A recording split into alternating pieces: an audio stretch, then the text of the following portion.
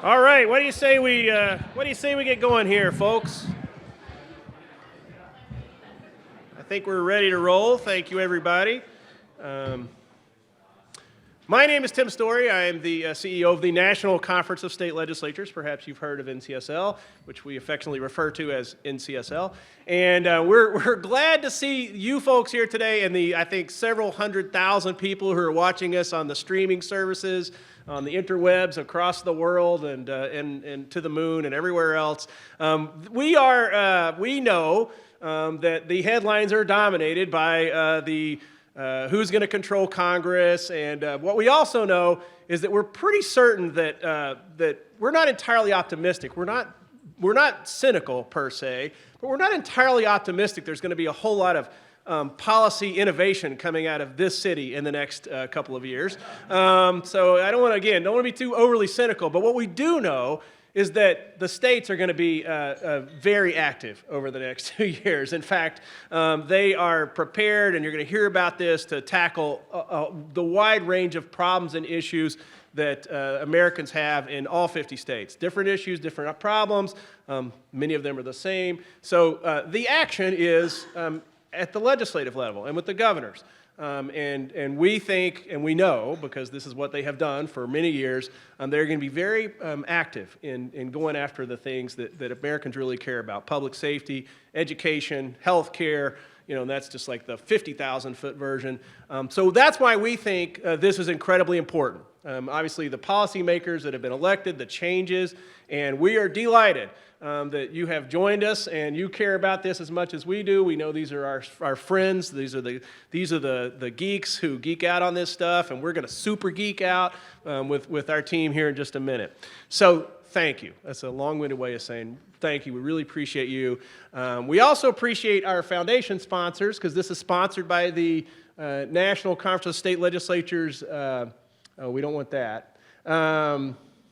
Capital Circle, Platinum sponsors, our Gold sponsors, our Silver sponsors. And of course, you can just sort of see the long list of people who have been incredibly supportive of this program and the many programs that we put on. NCSL's mission is to strengthen the legislative institution and to bring legislators and legislative staff together to solve problems and do what the American people put them in office to do. And then we also, of course, represent the states here in Washington. And we could not do that were it not for all of the foundation partners. So I just can't tell you with as much authentic gratitude as I can muster how much we appreciate the many foundation partners that we have in this room, and again, watching on the ships at sea across the internet out there in streaming world. So thank you extremely, extremely much for letting us do this. So having said that, I've got one housekeeping item, which is before our Capital Circle group here, which is, if you are watching, nope, here we go. If you are watching out there and you're not able to raise your hand and ask questions during the outstanding presentations to come, then what you need to do is you need to email, right, Mick? You need to email Mick Bullock at press-room@ncsl.org. So this will be seamless. You email Mick and at press, that is right, press-room@ncsl.org. Or you can email Mick Bullock. I think it'll get to him as well. And he will be the medium. He is going to channel your questions and bring them to the floor. Is that correct, Mick? So that is the plan. So if you're out there watching on the streaming services, then please email Mick and we'll get your questions answered. Any questions from the room at this point? That was a joke. It's not a time for questions. It's time to move on to the meat of the program. So I'm going to hand it off to Ben Williams, and you're going to see, look at this lovely picture of Ben up here. Thank you, sponsors, again.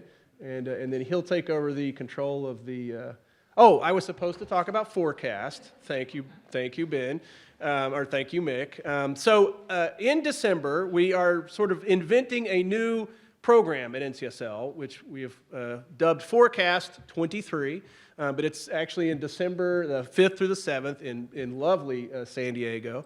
And this is to kind of go deeper on the big issues that are going to be dominating sessions next year, and starting in January. We'll also, so we're going to touch some of those big issues, but we're really going to forecast what the legislative leaders are telling us and what legislators are telling us and what our staff know are going to be the key things happening in legislatures. So if you're interested in joining us, we would, of course, love to have you make it to San Diego for the forecast 23, December 5th through the 7th. Now, I am really, I have to take a moment to say, as the director of NCSL, man, my pride just runs incredibly deep for the team that we have, and it's not just Wendy and Mandy and Ben, because there are a whole lot of people that help these guys do what they have done for the last, I would say few days, but it's actually they've been prepping for this for probably a year at least, right? We start planning this thing at least a year out. What are we going to do to track elections, primaries, primary dates, all of that stuff that they pull together. So you guys are unbelievable. You've done an incredible job. Mandy, star of C-SPAN, who just blew it out of the water. She had so much stuff in her head. And Wendy and Ben, who have been, very helpful to the media and trying to frame this story. So thank you guys. Fantastic job here in front of all your friends and fans. So we're going to hand it off to Ben, who's going to talk about the state legislative and governors, and then we'll take questions. I think at the end or after each segment. At the end. So we'll race through our presentations, and then we'll take questions. Okay, thank you, and bring up Ben Williams. Thanks, Ben. I need that. Thank you. All right, good morning, everyone. So I'm an attorney, and as an attorney, I'm one of those sick people who has a true love for the Socratic method. It's one of my favorite things in the world. So I'm going to start by immediately turning it around and asking you a question, and I want you to be honest. How many of you foresaw what was going to happen on election night? Raise your hands. Brilliant. Tim got it. Yeah, okay, I did not raise my hand either. The night went differently than I think a lot of us were expecting, and that's one of the key things that we're going to be highlighting here throughout this election analysis is the key takeaways. So the key takeaways are three of them. Democrats overperformed expectations. I think that has been well tread throughout media narratives that I've been reading over the past 36 hours. And the other thing that's important to note is on the state legislative level, Republicans still control more. Democrats did better than expected, but when you do better than expected in an environment that you were not expected to do well in, that doesn't mean that you are necessarily making a lot of headway. And the third is that split control of government, which is a trend that we've been seeing going down recently, continues to decline. So this is a chart that's on my pre-election previews because we don't have exact numbers for this yet, but these are legislative seats held by party nationwide going back to 1900. And there's one thing that I want to point out to you, which is that on the very far right, you see that giant red jump where the red line crosses the blue line. That's the 2010 midterm wave. And ever since then, that is the environment we've been living in, with Republicans controlling a majority of seats in legislatures nationwide. We don't know whether or not that line is going to tick up or down at the end of this election, which is in of itself probably a victory for the Democrats. This other chart is legislatures held by party, 1900 through Election Day. Again, we're still waiting on results in a few key states, but we are expecting that line to either stay the same or tick a bit down for Republicans. Democrats are expected to make some net pickups or at worst do a wash in this election cycle. So again, outperforming I think what a lot of people were expecting going in. In an average year, you would expect 10 legislatures to flip from one party to another. Recent history says that number's ticked down a little bit to around 8 or 9, depending on what your sample is. The fact that we could be in a situation where there's no losses for the Democrats on net would be a significant overperformance of expectations. So recent changes, just to run you through what you could expect in a normal year. So 2017 through 18, which would include the odd number 2017 elections and the big year in 2018, you had 9 Democratic flips in total. Same thing in 2019 through 20. You had 2 Democratic flips in 2019 in Virginia, and then you had 2 Republican flips in 2020 in New Hampshire. This year, it's looking like it's going to be 4 Democratic flips balanced against the Virginia House in 2021, which flipped from Democratic control back to Republican control. And on net, that means that at worst, there are 3 Democratic chambers that have yet to be called for one party or another. So the worst Democrats could do is 4-4, and Democrats could, on net, gain ground this cycle. This is where we stand right now, with chambers that have been called by NCSL from one party or another. Republicans will control at least 53 chambers going into 2023. Democrats will control at least 38.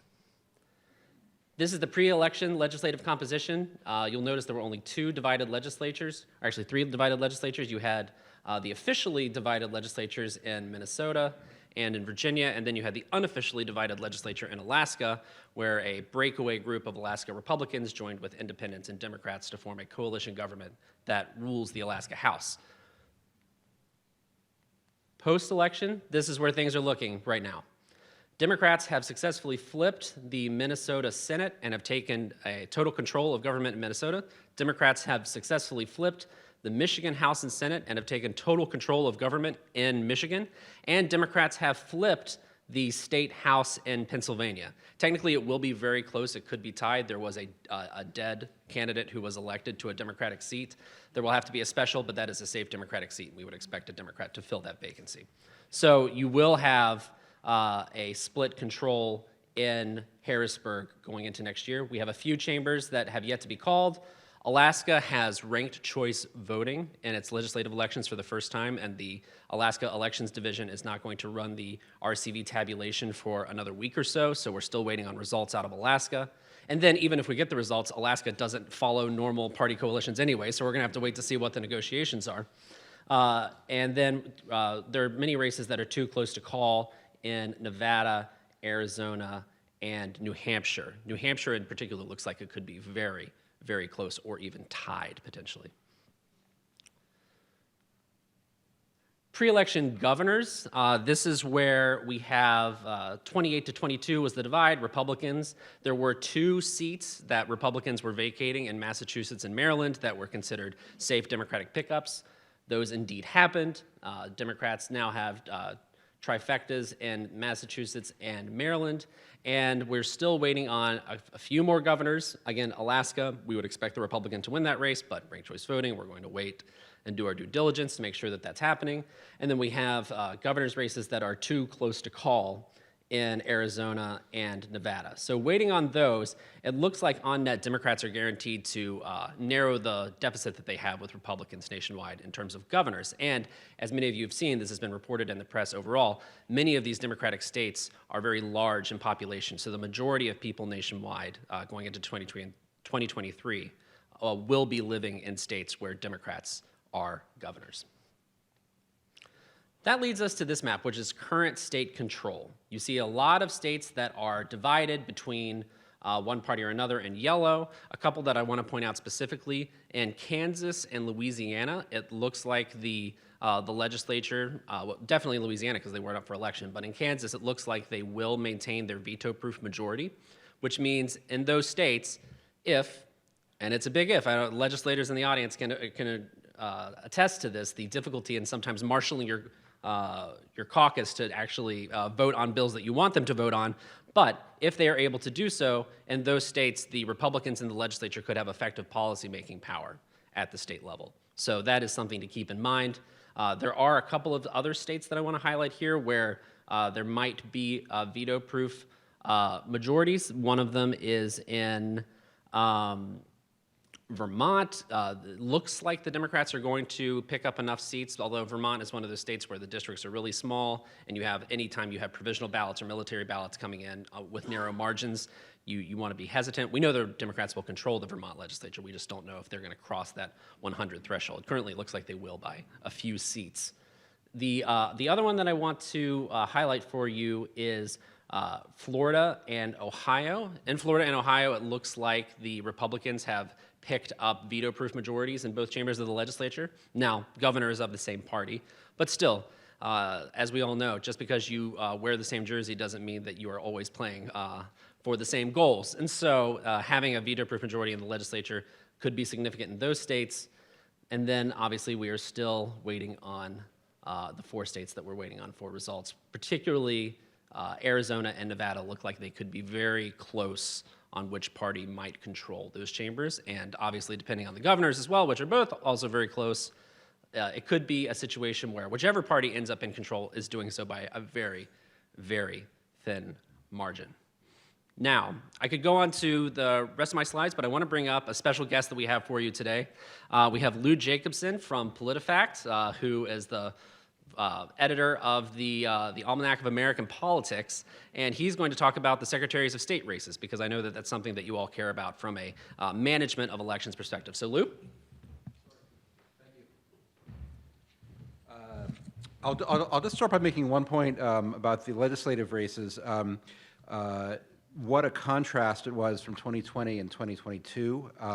Going into the 2020 elections, there was feeling that maybe Joe Biden would have coattails. There were about 20 competitive chambers. 15 of them were held by the GOP. There was a feeling that they would lose a bunch of those. In fact, it went the opposite way. The GOP gained 2 chambers in that cycle. Totally unexpected. And then it was equally unexpected in 2022. People thought that the GOP was going to have a wave. It turns out that the Democrats are going to gain at least 3 chambers, possibly 4, 5, maybe more, and possibly lose none. So just to sort of underline the point that it's very hard to predict what the down ballot effects will be, and I think a lot of people were surprised both in 2020 and in 2022. I wanted to talk a little bit about the Secretaries of State and the AG races.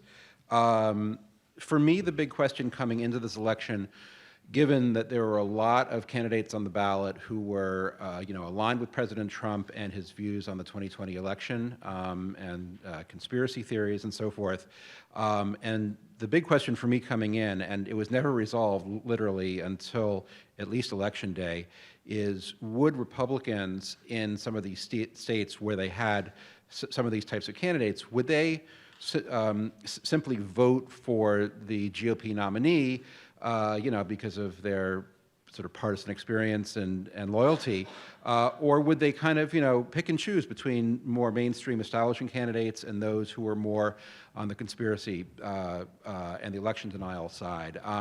I think that in a lot of states, we can't say for sure, because 2 key states on this question, which would be the states of Nevada and Arizona, are still up in the air, and they have some very crucial ballots still to count.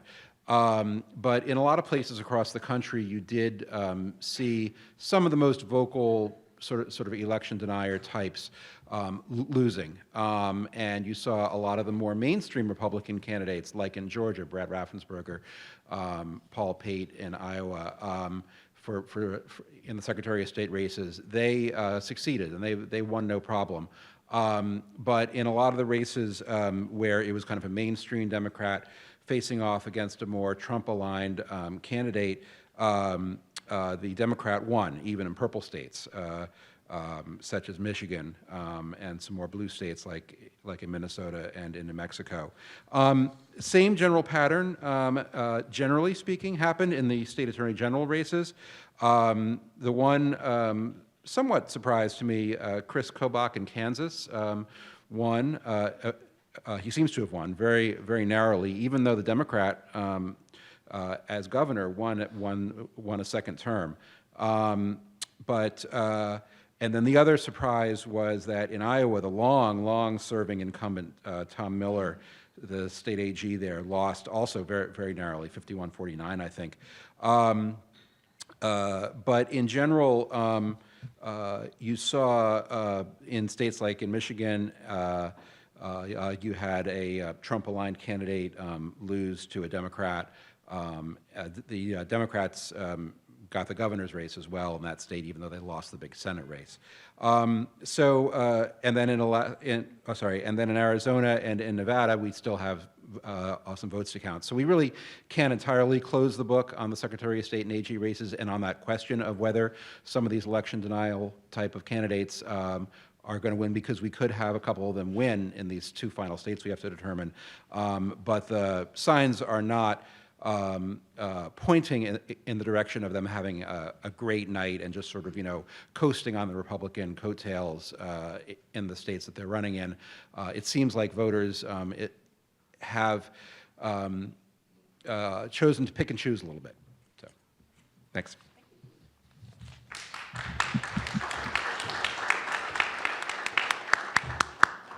Thanks so much, Lou, and thank you for agreeing to come on at relatively short notice. So, just to wrap up my comments before we pivot over to ballot measures, just wanted to ask what really happened. And I've been trying to tease out, looking at these somewhat mixed results in states. And this is my framing. You may have a different framing, but I think that this is a pretty good one, which is that if that state went for President Joe Biden in 2020, Democrats probably did very well. You can say, oh, there's a couple of exceptions. Of course, there are always exceptions. There's 50 states. But in general, Democrats did fairly well. They flipped legislatures in Michigan and Minnesota, and they picked up governorships in very, very blue states. And they also prevented losses that were perceived as likely going into Election Day, and several governorships and several legislative chambers that were really, really close. Now, Republicans also did pretty well in states Trump won. Florida continues its movement towards the right. The Republicans picked up the veto-proof majority, as I referenced, as did the Republicans in Ohio. Republicans knocked off the only legislative leader to lose an election this cycle, the Senate Minority Leader in West Virginia. In fact, the West Virginia legislature, we could be to the point where a chamber that Democrats controlled both sides in 2014, we could be down to a 30-4 split in the Senate and an 88-12 split in the House. So we're talking about total Republican dominance in West Virginia. And Republicans expanded their majorities in many states. In a lot of states, they gained a little bit of ground if they already controlled those chambers. So there are Republican gains nationwide that should be acknowledged here. Also, another note is that women in legislatures, this is something that NCSL's Women's Legislative Network has been tracking for quite a while. We are expecting that number to remain roughly steady. Part of that is due to slight declines in many states, but also significant gains for women in a handful of states, notably Florida and Nebraska and Delaware. And in Florida and Nebraska, a majority of the women in those legislatures are Republican women. I've got a picture here of the minority leader in Pennsylvania, McClintock. She is expected to become the next Speaker of the House in Pennsylvania, so that would be a new female leader in a legislature nationwide. Again, it's going to be very, very close, but NCSL has called the Pennsylvania House for the Democrats. So, of course, there's always a chance that leadership can change between Election Day and when they're sworn in, but I think it's safe to say that Leader McClintock is going to become Speaker McClintock.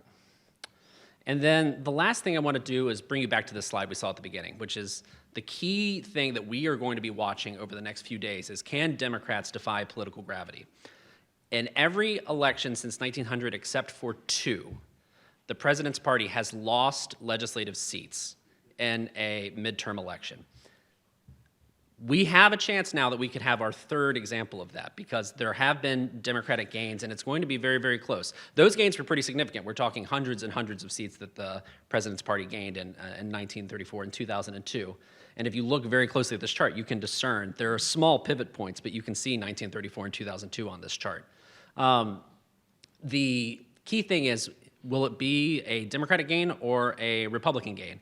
Either way, if it's a Republican gain and it's really, really small, that's a win for Democrats, because we were in a situation where they could have lost 500, 600, 700 seats going into Election Day. So Democrats did much better than expected. And with that, if you have any questions, please keep on sending them to press-room@ncsl.org. And I'm going to hand it over to Tim to continue are we just going straight through? Okay, I'm going to hand it over to my colleague, Mandy Zock, who's going to talk about ballot measures.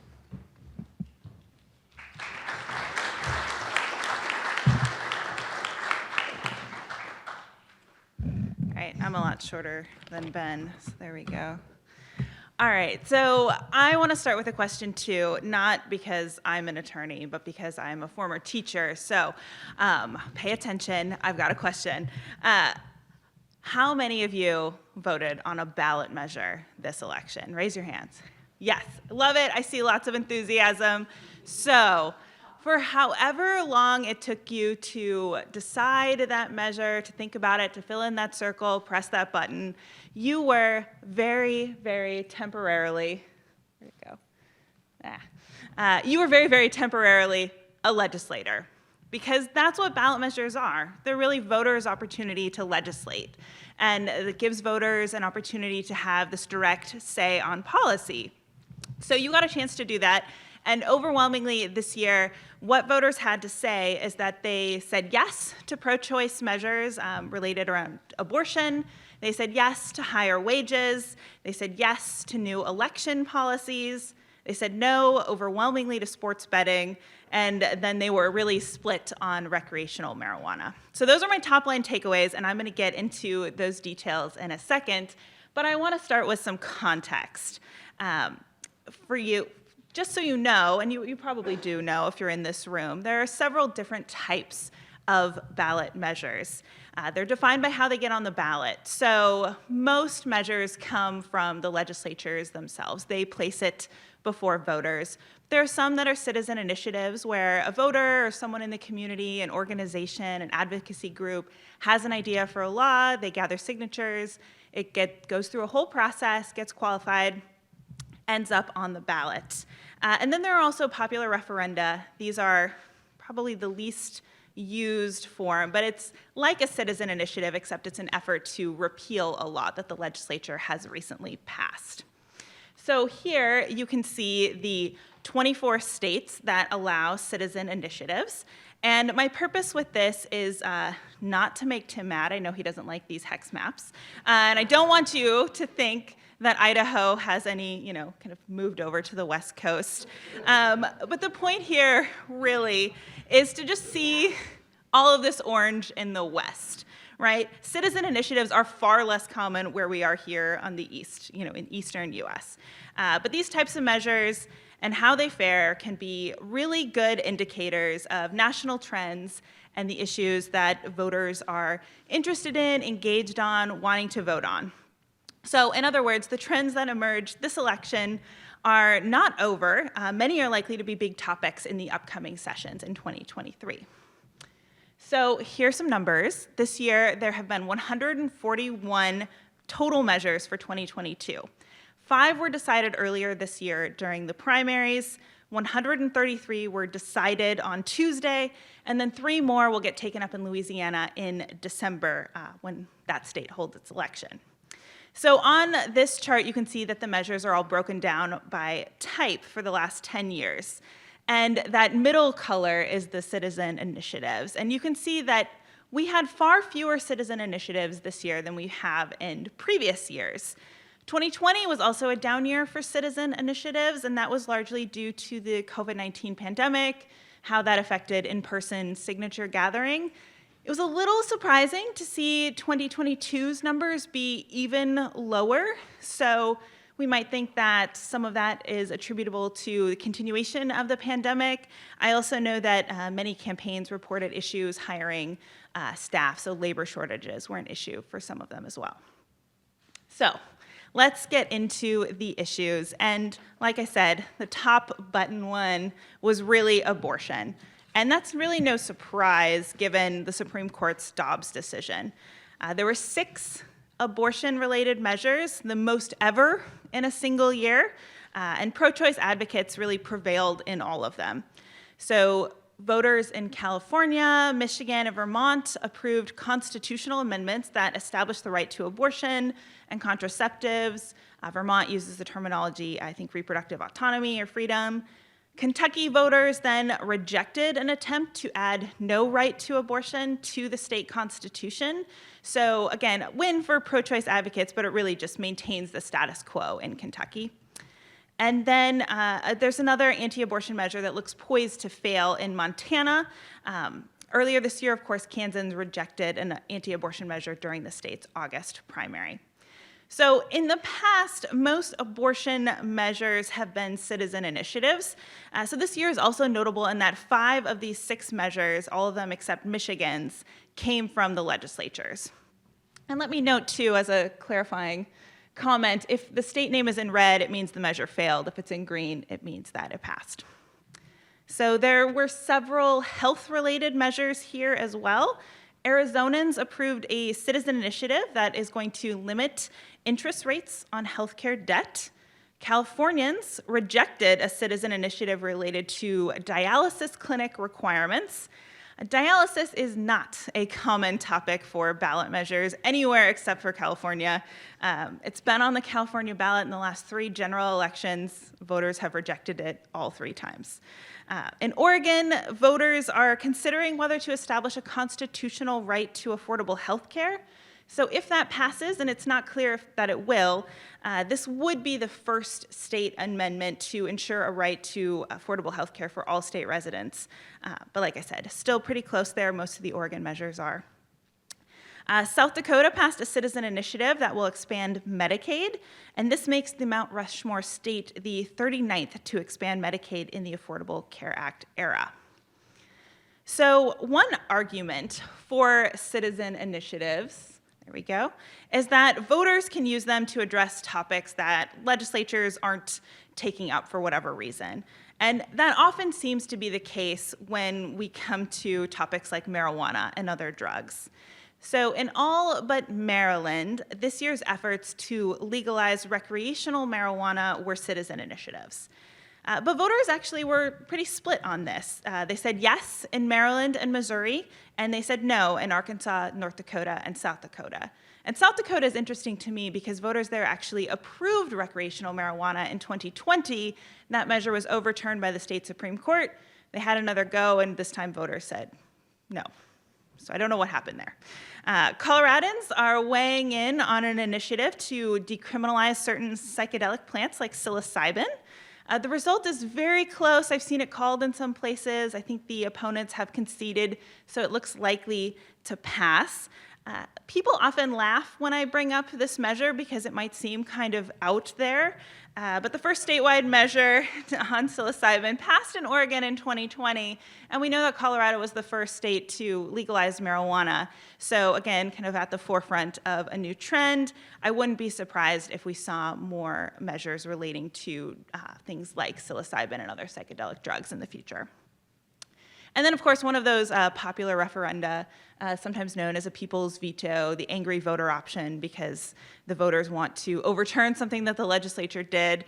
There was an effort to overturn a ban on flavored tobacco products in California, but voters said no, they were going to uphold the legislature's decision on that.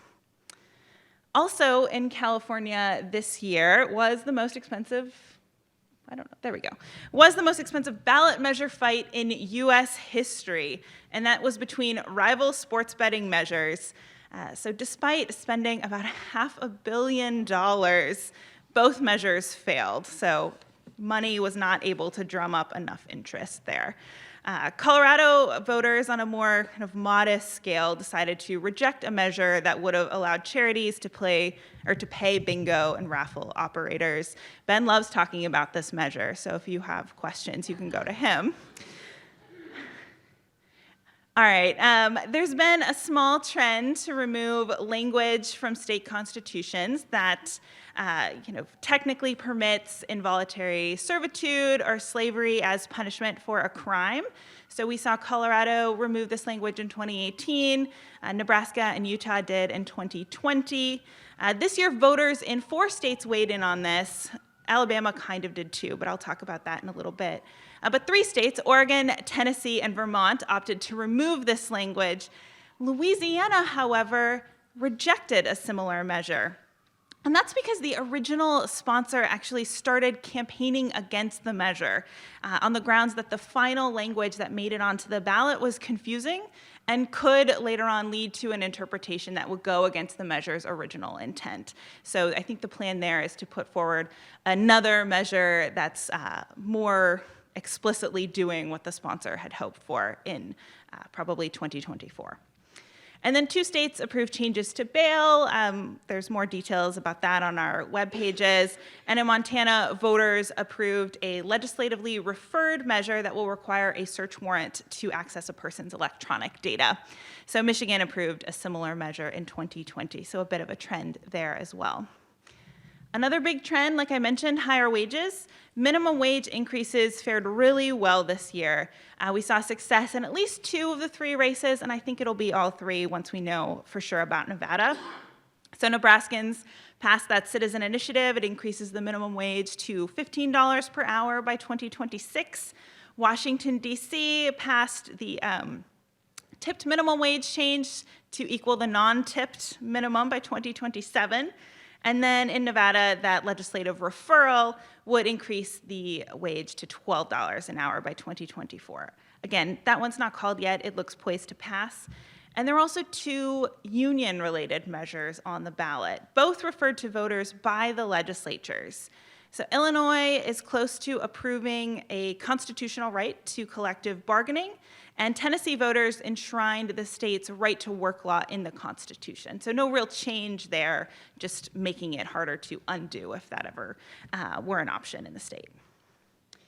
Several measures related to education. So one notable one had bipartisan support. In Arizona, the legislature referred a question to voters asking if non-citizens should receive in-state tuition.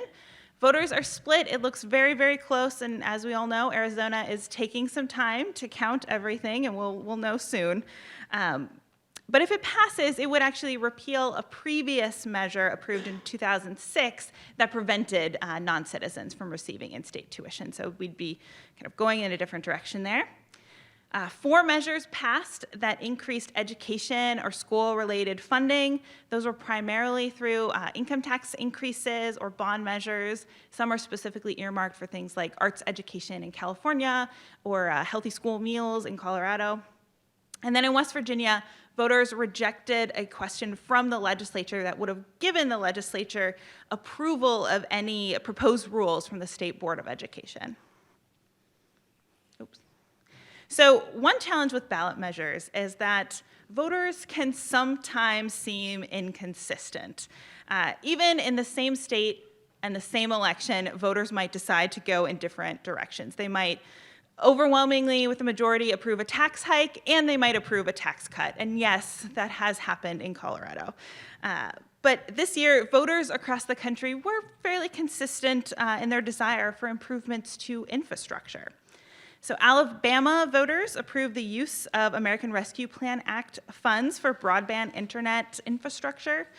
New Mexicans considered not just broadband, but natural gas, electric, water, and more. They approved a measure authorizing funds for household services infrastructure. And then voters in that state also said yes to, I think it was 3 different bond measures that would provide more funding for different public facilities like public libraries, senior citizen facilities. New York voters, on their only statewide measure this year, funded water infrastructure, climate change mitigation, and land conservation projects. That was the kind of only big environmental measure we saw this year. And then in Nebraska, voters decided to allow the local governments to develop commercial air travel services at local airports. So one of the most interesting trends, and if you're in this room, I hope you'll think it's interesting too, it's not just because I work for NCSL, is that there were so many measures related to legislatures and legislators this year. So voters actually ended up approving a number of different restrictions or new requirements for these legislators and legislatures. And they really seemed disinclined to expand a legislature's power. So 3 states sought permission from voters to be able to call themselves into special session. This interest kind of came out of the pandemic when legislatures wanted to act and didn't have the ability to do so. We see that, Arkansas and Kentucky voters said no. Idaho has not yet been called. It looks like that might actually be approved though, so that'll be interesting to see. And then there were 3 states, Kansas, Louisiana, and West Virginia, that were trying to increase legislative oversight of various government entities or proceedings. So that failed in West Virginia. West Virginians actually said no to every single measure on their ballot. They're not in an approving mood. And then Kansas hasn't yet been called, and then the Louisiana measures won't be decided until December. In 2 states, voters set new penalties. So Georgians approved a legislative referral to suspend the pay of legislators, assembly members, other public officials who are indicted of a felony. And then in Oregon, voters passed a citizen initiative that will disqualify state legislators from running for re-election if they miss 10 or more floor sessions. So that's an interesting one there. Let's see here. All right. Eligibility requirements shifted in 2 states. Maryland voters approved a legislative referral that will set new residency requirements for state legislators. That actually had, I think, like 89% of the vote, so it was an interesting one. And a more permissive move, Tennessee voters approved removing a provision from the state constitution that technically disqualified religious ministers from running for the state legislature. But fear not, that hasn't been enforced since the 1970s, but now the Constitution is kind of up to date with actual practice. And then on term limits, North Dakota passed term limits for state legislators and governors. It did not have this previously. The last state to establish term limits did so in 2000, and that was Nebraska.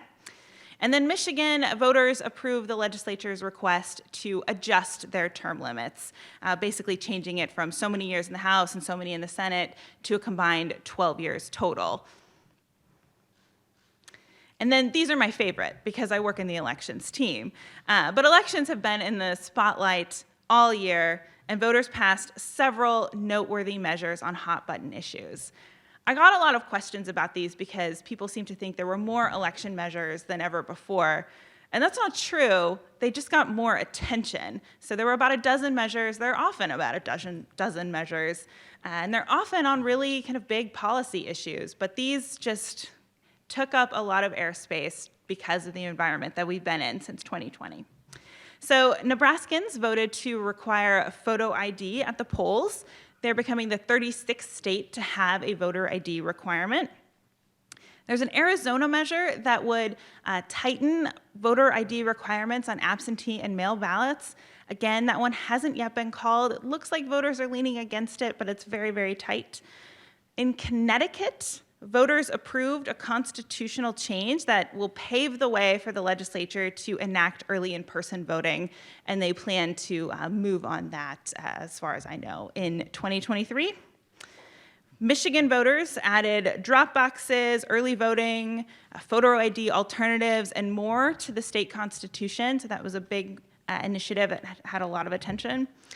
And then an initiative in Nevada seeks to establish top 5 primaries and ranked choice voting for general elections. So no state uses top 5 primaries. Nevada would be new in that regard if it were to pass, right? There's top 2 in California and Washington, top 4 in Alaska. This one hasn't yet been called, and I have to caution you, if you are excited, do not hold your breath because the voters will actually have to weigh in on it again before it can go into effect. So 2 years to wait on that. And then in Ohio, voters decided to prohibit non-citizens from voting in local elections. That issue has had a lot of attention because of New York City's decision to allow that. The issue will actually also be on the ballot in Louisiana in December, so we don't want to sleep on that election either. I want to get very briefly a little meta. I don't know why I'm so bad with the clicker. There we go. All right. So this year there were actually several ballot measures that sought to change the laws governing ballot measures. To be more precise, these measures really addressed governing citizen initiatives and direct democracy. So there were 3 measures that aimed to make it harder to pass citizen initiatives. They would raise the vote threshold for some ballot measures from a simple majority to 60%. Arkansas and South Dakota rejected that change. Counting continues in Arizona. I feel like I keep saying that. Arizonans had 2 additional direct democracy measures on their ballots. There's an effort to establish a single subject rule for citizen initiatives, not yet called, and one allowing the legislature to amend or repeal voter-approved ballot measures if they've been ruled unconstitutional by the state or federal Supreme Court. Voters did vote enough in one direction for that one to be called, and it was rejected. And then in Colorado, this is kind of more of a voter education measure. Voters approved a referral from the legislature to require clearer information about how certain tax initiatives would actually affect the people voting on them. So before I wrap up, I have just a few final measures, final highlights or noteworthy ones to bring to your attention. I didn't talk about all 133. I hope it didn't feel like that. But I can talk about them more if you have questions at the end. So Iowa passed a constitutional right to bear arms. Guns were also on the ballot in Oregon. That one, not yet called. It would require gun permits and certain training, limitations on magazines, things like that. Nevadans look to favor an equal rights amendment that would prohibit various forms of discrimination. There's an initiative in Colorado to fund affordable housing projects that would have a 0.01% of the state's federal income tax be kind of used for this. It's, again, too close to call. All right, and then my last one. In Alabama, voters overwhelmingly agreed to ratify the new Constitution of Alabama of 2022. So in 2020, voters passed a measure that allowed the legislature to update the language in the Constitution and tidy up what was the longest state constitution in our country. I don't know if you've looked at it. It can be a little hard to find things. So this removed racist language. It deleted duplicative content. It rearranged sections and amendments and more. It's a really kind of wonky in the weeds measure, but it's also kind of fun to see a new constitution get approved. That hasn't happened in a very long time. And so unsurprisingly, this measure had bipartisan support, very little organized opposition. Somehow that still means it passed with just 75% of the vote. It's really hard to get kind of unanimous consent on anything like this. So 75%, still a lot, still fairly unifying as ballot measures go. So if you want to know more, I hope you'll ask me questions, but you can also scope out our ballot measures database. We have lots of resources and details available online where you can dig into, I guess, anything you want to know. If you want to go find the most widely embraced ballot measure, something that passed with 94, 95%, you can scope out our database and do that. All right, I think I'll hand it over. I hope I didn't go too long.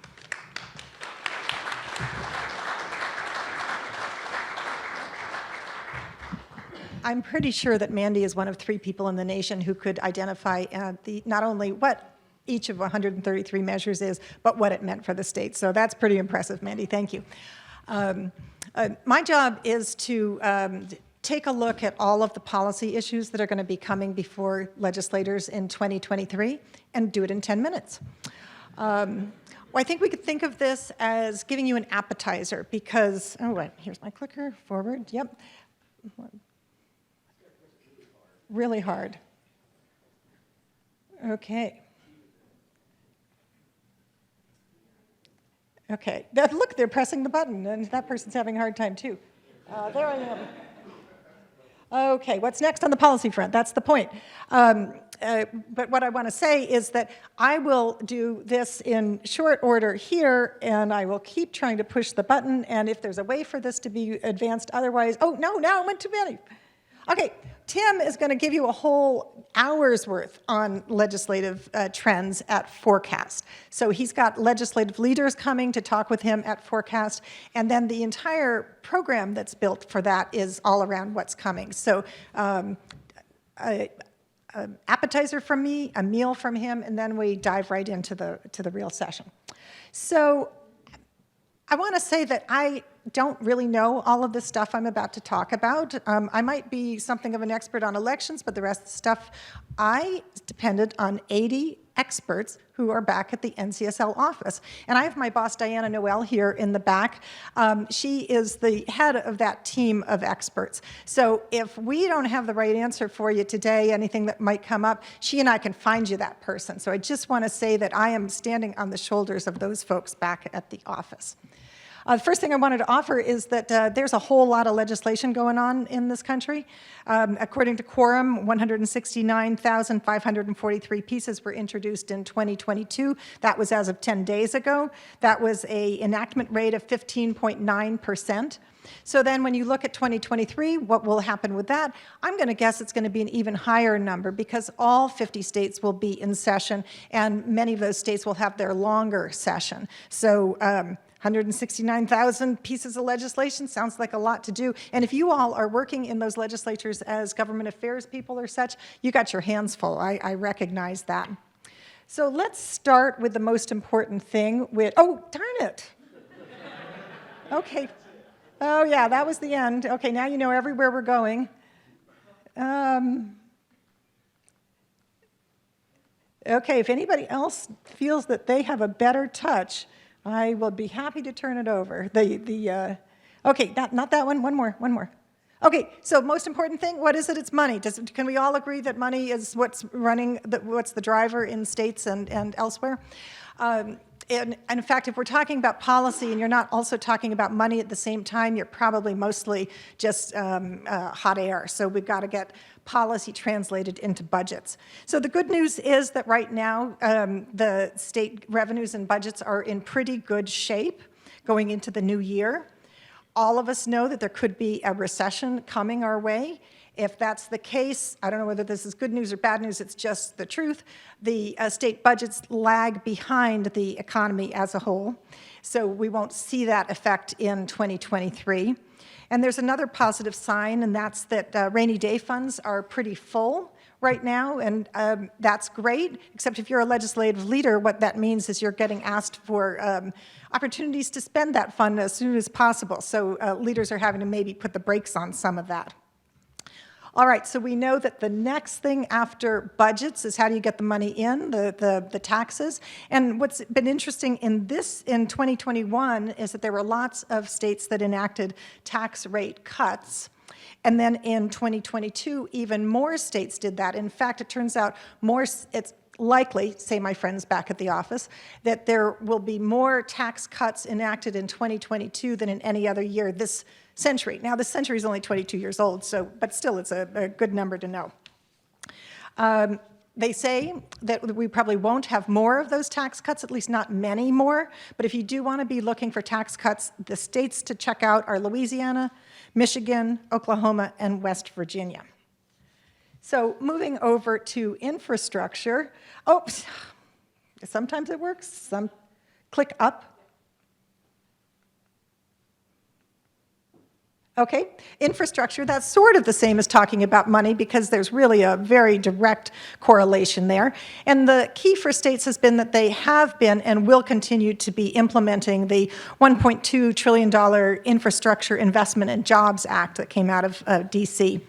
Of course, the states were happy to receive this money, but virtually all of it requires some kind of implementation action on their part and oftentimes some matching funds as well.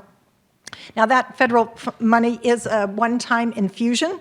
It doesn't change the fundamentals, and the challenges that states face have been longstanding, as you all hear. They keep getting report cards that say C- and D+ on infrastructure, that kind of a thing. So there is a backlog. It's related to roads, ports, bridges, transit, broadband, rail, and water, and I bet you all can add in one or two more things.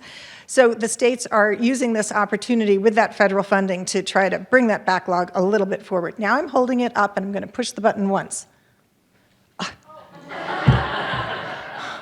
Okay, all right, health. We're going to try this. This also relates to money, by the way. The Medicaid accounts for 29% of state spending altogether. So when you're talking health, you're talking money. But in addition to that, my colleagues tell me that workforce shortages, behavioral health, and maternal health are three of the hot topics in legislatures now and will be so in the future. As for that lack of skilled workers, that's front and center, and that is driving legislation that relates to telehealth, licensing, and scope of practice legislation. And if you ask me questions, I can give you one more sentence on each of those, but that's as deep as I can go. Then behavioral health, that really is referring in large measure, but not entirely, to the fentanyl epidemic that we're facing. You may have read that 2021 was the deadliest year for drug overdoses. We lost 100,000 Americans that year. And so addressing this crisis is something that's essential, but it's also a place where you can look for Ds and Rs to potentially work together.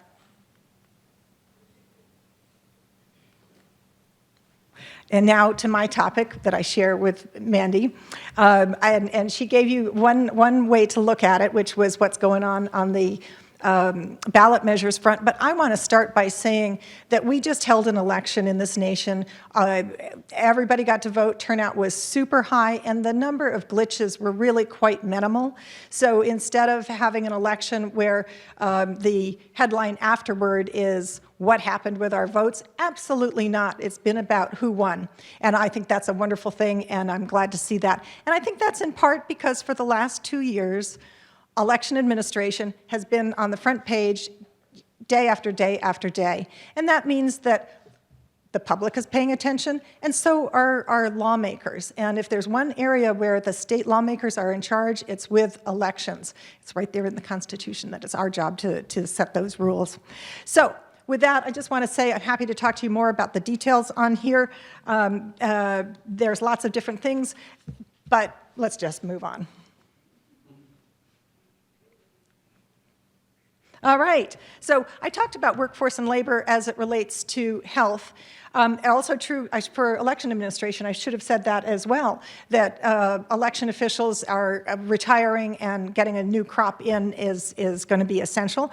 But really, we're talking in every nook and cranny of our nation. That includes most businesses, of course, are having trouble with recruitment and retention.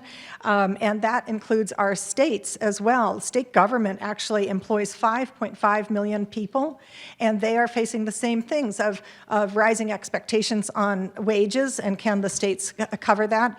And people are making choices to be in and out. Basically, when you have 10 million open jobs and half that many people looking for jobs, there's just a disconnect in the market. So what can states do about it? They can focus on retention and recruitment, and that might mean looking for workers out of state. Now, of course, if Alabama is borrowing workers from Georgia, then Georgia's going to be borrowing them from South Carolina. I don't know. But at any rate, you can look at a state. You can also look to populations that might have been less in the workforce before. That's another new place. Or they can look at what their pay and benefit structures are. Is there something that can be adjusted? Or they can try some innovative ideas, such as bonuses and retention payments, or student loan repayment, and even addressing mental health needs might help keep people employed at the state level. Of course, all of those things could work for private industry, but I was just thinking about it from the state perspective. And then education, also a financial question, as we well know, and it's evergreen. So the legislative committees on education are mostly looking at a workforce shortage. So there's a trend here. Money's one trend, workforce shortages is another trend. It's not just the teachers. I have a daughter who's a teacher, and she's talking about how her school can't get folks in the door. But it's not just those. It's the principals and the school bus drivers and the administrators and the social workers and the lunch servers, that kind of a thing. So they're up against the same, I guess I'd say, financial hurdle that so is the rest of the nation. And then the other one, of course, is that COVID put a lot of students in a hole, and how do we get them back out of it? It's an opportunity for some innovation in the states to figure out how to make use of the resources at hand to bring people back up, bring students back up to where they would ordinarily be expected.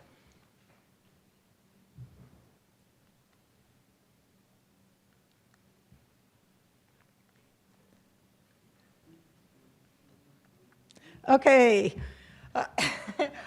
Tim, this is not on me. Okay, so my colleague Sarah Brown, back in the criminal justice program, gave me the headlines for you on criminal justice. And she said primarily the folks are looking at public safety. So how does this come to pass? Well, criminal justice data collection is a great big deal because better data will help manage the many people who are in the justice system, and better data will help with resource allocation. Reentry from prison or jails into the community is a public safety concern. So states are doing things called clean slate laws that will automatically clear criminal records, perhaps for those who that's appropriate for. States are the place where crimes are defined and the penalties to go along with them. And right now there's attention to fentanyl and also to auto theft. If any of you have catalytic converters, hold them close. Don't let them go. And then she gave me 2 or 3 other things I'm happy to share with you afterwards if you'd like. But I made my very own slide of just topics that I couldn't bear to ignore.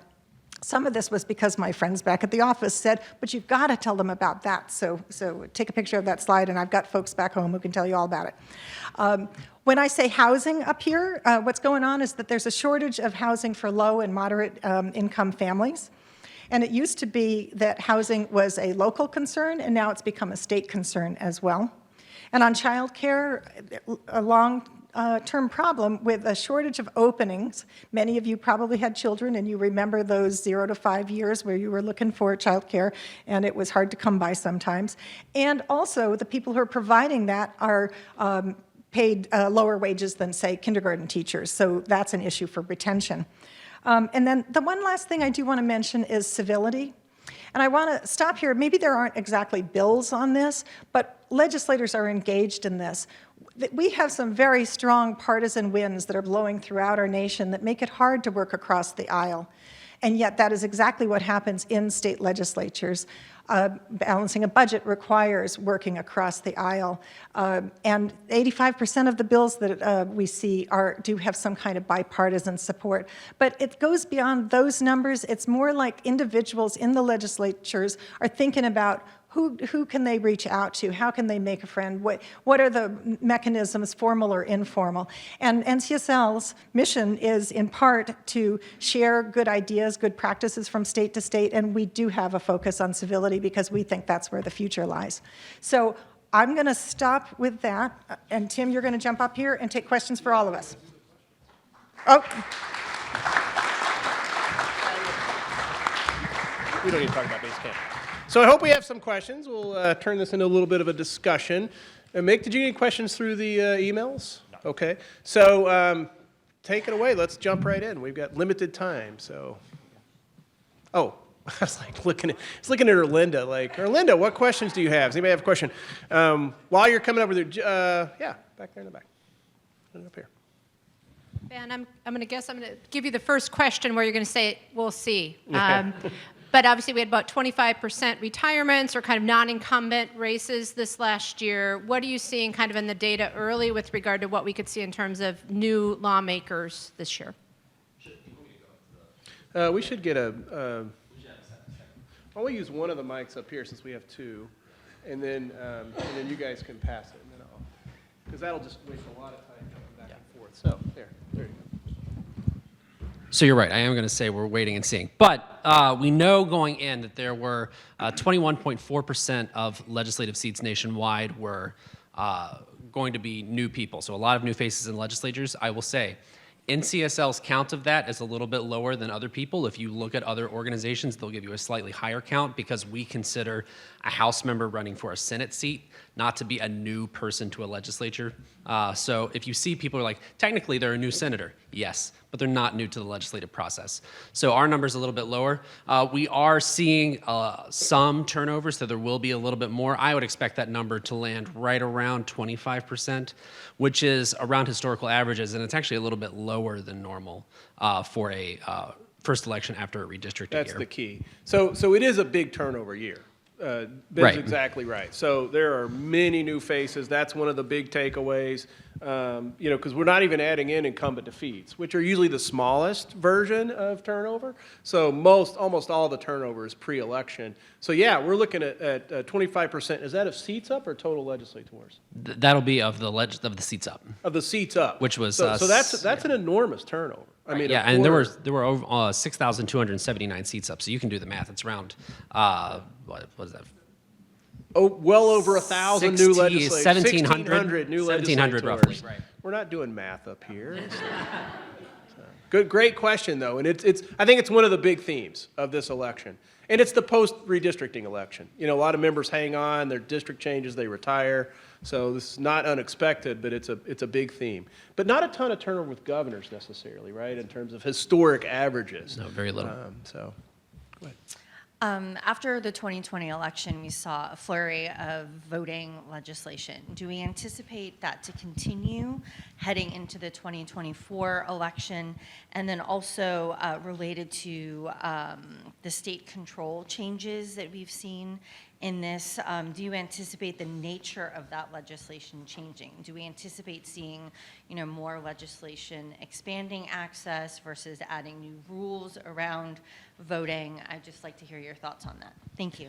So on the first part of that, I'm going to give you a number. It's not going to be precise, but it is 3,000. I think that's the number of bills that we might see in 2023 on election stuff.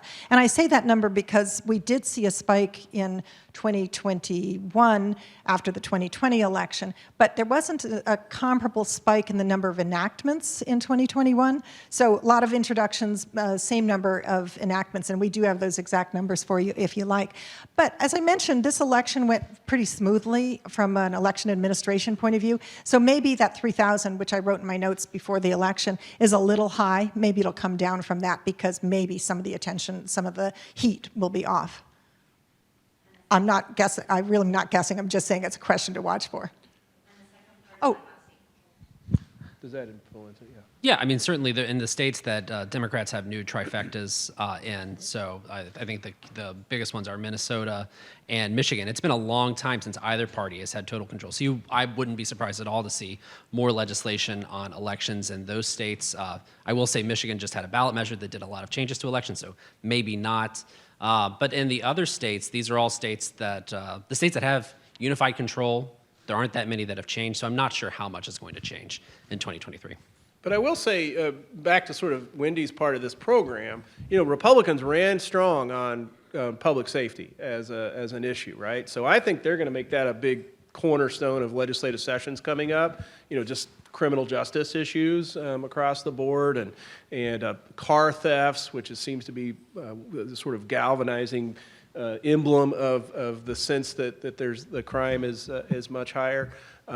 So, they do tend to actually do the things they say they're going to do. That surprisingly, I think Republicans are going to be looking at tax cuts across the board in many states because state budgets are at their strongest they've been certainly since the Great Recession in 2008 and perhaps going back for decades. I mean, the fiscal shape of the states right now is phenomenally strong. So, yeah. So I saw some analysis that suggested that Gen Z is the reason why we had the balance with Democrats and that they went 28 points for Democrats, and we would have had a red wave had it not been for that. We've seen some Gen Z legislators get elected this cycle. Are you guys tracking that, and what's the trend in terms of their participation and growth in the legislative force? Way too early for that hot take. When I hear that kind of stuff, I'm like, let's wait and really dig into the analysis, and not to diminish or, discount that. We're seeing a lot of Gen Z. I mean, there's a handful, but relatively speaking to the universe of people who got elected, it is still very, very, very small. And was that the difference? I mean, you're going to hear a lot of hot takes. Did the abortion ballot measure help Michigan Democrats take the legislature there? Probably. Now, how do you put that in perspective versus stronger turnout with young voters? Which, again, let's wait for the data on that before we sort of declare that. And did redistricting help in Michigan too, right? The Democrats got a map that was far more competitive than the map they had been running on. So they had some other things going in their favor, and then you're like, okay, how do you balance all of this stuff? Did the abortion issue galvanize more women voters? These are all kind of hot takes in my mind. So I think it's sort of best to sit back and see, we're doing this on Thursday after the Tuesday election, by the way. So there's a lot of hot takes, and many of them sort of make sense when you hear them. And I'm like, okay, but man, I've been doing this since 94, 96, being like this, doing this election gig, and we've been doing it here at the Press Club for a number of years, and I've been humbled so many times at the things I've said, usually on the Friday after the election. This is the Thursday after the election, which is a little frustrating because we don't know Arizona and Nevada, and we're waiting for the ponies to ride in from out west and, carry the results to tell us what happened. So I think it's really interesting to look at. But I think it's, unless you guys have another take on that, I think it's sort of a wait and see. Sorry. No, that's good. I love it. Yeah, I mean, it is kind of a good thesis, but we'll see. We'll see on that one. But turnout was up, right? Do we know that as a fact? So I think that's interesting in and of itself. Turnout's been up for the last several cycles, right? So we got an engaged electorate right now. Scott. Obviously, with the states that flip control, there's going to be changes in leadership. But what about in the other states where there haven't been changes in party control? Are most of the presiding officers coming back, or are we seeing a lot of leadership turnover in the rest of the states other than the Michigans and the Minnesotas? The best answer to that, Scott, is if you go to the NCSL website, which you know and love is ncsl.org, I think we have the exact leader turnover. I think do we have the list? So there were 35 leaders going in who we knew were not going to be Of the 99. of the 99 who were it's more than 99 because we consider like speaker, but we also consider majority leader, which is not the same thing. So the number is a little bit so higher. It's 35 of the whole 300? Yeah. Okay. Yeah. So That's low. Yeah, and we know that only one leader lost, the minority leader in the West Virginia Senate. So. Yeah, but go to the website because our colleagues have been updating that. They've had just as little sleep as we have, so they are. So Taylor updating and that Stacy quickly. have written a piece about leader turnover, and it's very specific about where the leader turnover is, and it's not huge. I mean, Speaker Ralston is stepping down in Georgia. John Burns, the majority leader, is almost certain to be elected speaker, what I've heard. So there's a few of those high profile because Speaker Ralston's been around, and there don't appear to be a lot of big leadership challenges. Maybe in Texas with Speaker Phelan, but I suspect he'll be okay. There's one or two others. There's rumblings, but it doesn't seem like in past times there's a lot of, because not much changed, right? That's the other takeaway from this election. Big turnover. I was thinking about it. It's like big change and no change. It's a paradox that these two things coexist and they're seemingly opposite. But if I was to, headline the election, I might say big change, no change, because that's sort of what we're seeing. While I have this pause, we do need to recognize that we have a surprise guest visitor, NCSL's president-elect, Speaker Pro Tem Brian Kennedy from Rhode Island. Thank you. So, Speaker Kennedy, thank you for joining us and keeping an eye on us because he is NCSL's. If you have any complaints, take them to Brian and he'll sort it out for you. But thank you for being here, Speaker Kennedy. And by the way, thanks to Lou Jacobson. If you don't know, Lou has been dedicated and done phenomenal journalism around state legislatures as well as all things state. And I think it's a beat that it used to be Lou, and now there's like a whole lot of people covering that beat, which is awesome. The more attention we get on the hard work that legislators are doing. So, Lou, really appreciate you coming in, talking about secretaries of state, AGs. We think that's important too. And then the other big thing, while we're in a pause, Ben touched on this, but the other thing we're interested in is, on average, the party in the White House, every midterm election loses 415 seats, right? So it's almost always bad news. The Democrats should, on average, since 1900 in midterm elections, 28 out of 30, the party in the White House, 28 out of 30 midterm cycles, they lose seats in legislatures to the tune of 400 seats, over 400 seats. I think it's unlikely that the Democrats are going to lose. If they lose, it's going to be number. And part of that's because of New Hampshire, because New Hampshire tends to skew the numbers. And it looks like, what was New Hampshire going in? It was around 213, 187, and it's starting to really look like it could be 200 to 200. It could be tied in the New Hampshire House. For those of you who don't know, everyone in New Hampshire serves in the legislature. They have 400 House members. It is a fascinating place. You should spend time there. But it could be 200 to 200 or 199 to 201, which is either way. It's just going to be mayhem of some kind. I literally spoke with someone and he literally used the word, it is chaotic here at the State House today in New Hampshire yesterday, because it's very difficult to sort those races out. But that does account for that overall number. So if Democrats pick up 13, 14 seats in New Hampshire, sometimes they get like 50 or 60 that swings it.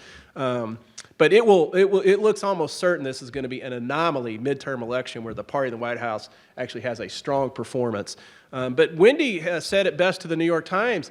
You know, she said you can, and of course we love everybody, right, at NCSL. We have very conservative Republican members who are strong advocates of NCSL, very liberal Democratic members, and the fact is they can both kind of see, take away some positive in this. Republicans maintain, sort of a strong majority of state policymaking, right? So they are still in the driver's seat writ large, and Democrats, clearly dodged a bullet. They were looking at the historic numbers. It's one of the strongest trends in all of American politics that the party in the White House tanks it in the midterms. Did not happen, period.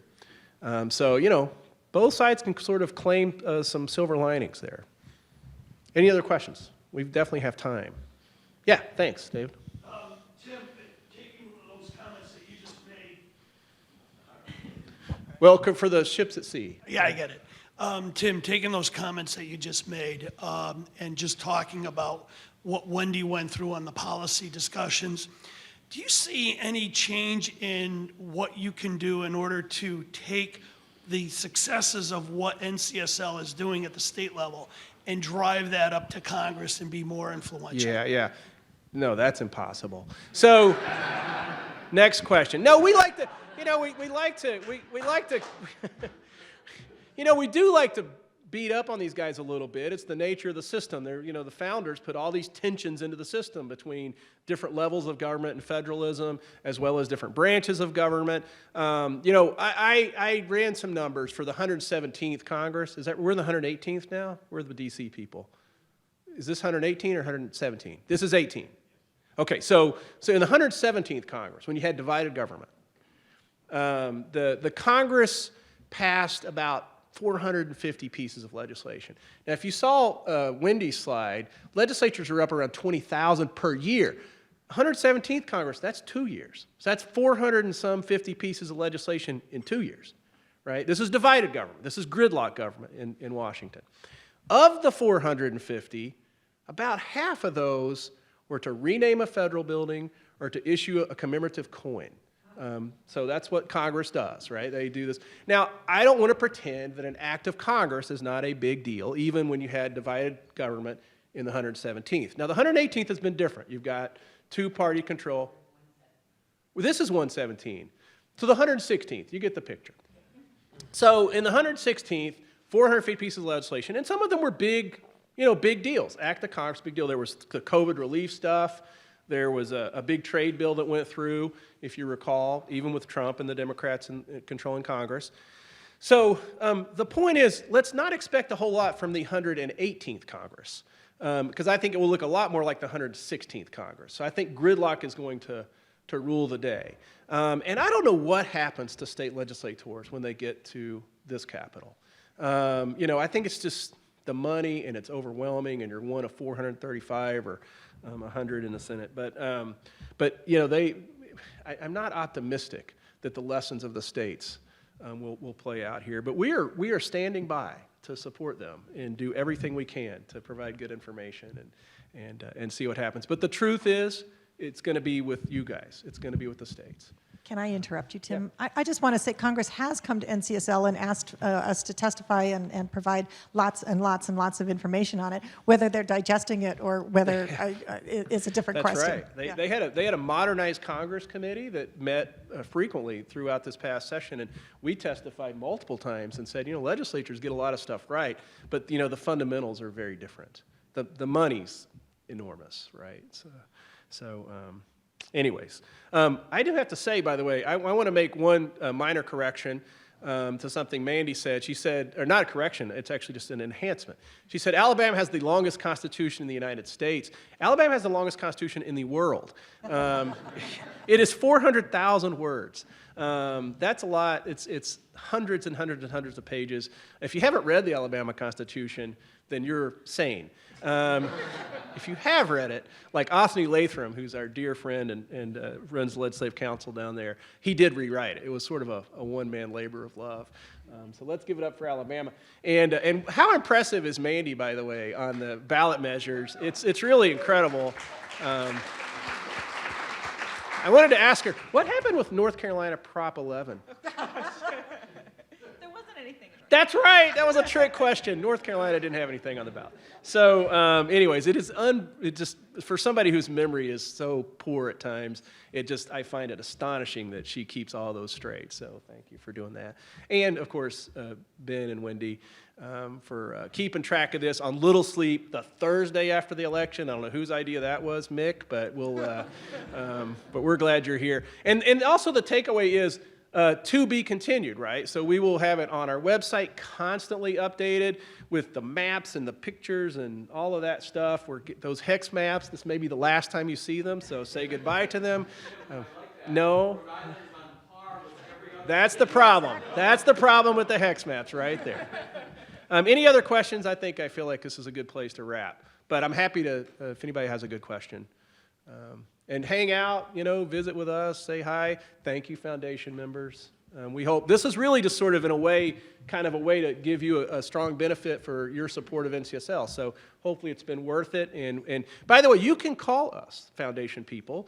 We take, if you have a question about how many states are doing this, how many states are doing that, like I said, Wendy said, Diana is back here in the back, Noelle, who runs our big research team, is new to our staff, as the director, but we have a whole group of people that work with Diana and her counterpart, Kate, and so we're ready to help you, Foundation sponsors, if you have questions. We do put the legislators are our tippity-top priority, but those Foundation sponsors are not far behind, so we'll do everything we can to help you out. What have I left out? Great job, guys. Thank you. Let's give one more round of applause, guys. Thank you. Hey. I think we're supposed to end 5 minutes ago. So have a great time. Drive safely.